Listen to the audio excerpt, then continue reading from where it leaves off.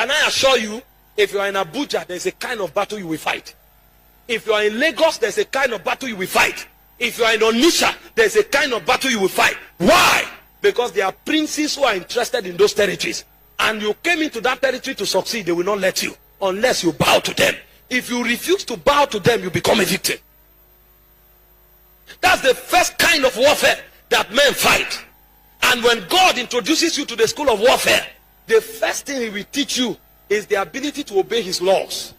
Because what exonerates you from the battle of princes is uprightness.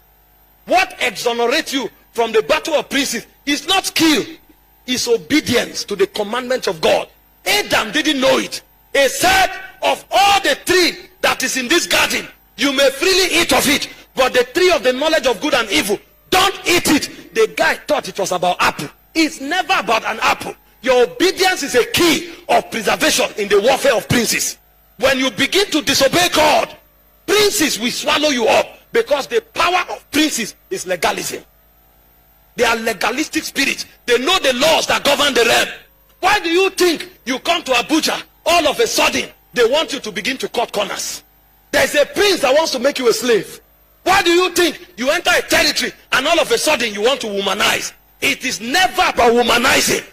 It's because your preservation is the law of the realm. When I started seeking God and pressing into God to grow in ministry, a prince appeared to me in my room. I was in the room praying, and suddenly the walls disappeared. And I looked and I saw two creatures. One of them had 10 horns. The other one was a man who was rotting, like a decayed person that was exhumed from the grave. And the Holy Ghost began to talk to me. He said, these are the princes that rule and control the destiny of people in your family. Your praying in tongues can't stop them, because they have entered into legal transactions with your ancestors. Because you came from their bloodline, they will keep insisting. I know when you are born again, you are a new creature, but these guys are rebellious.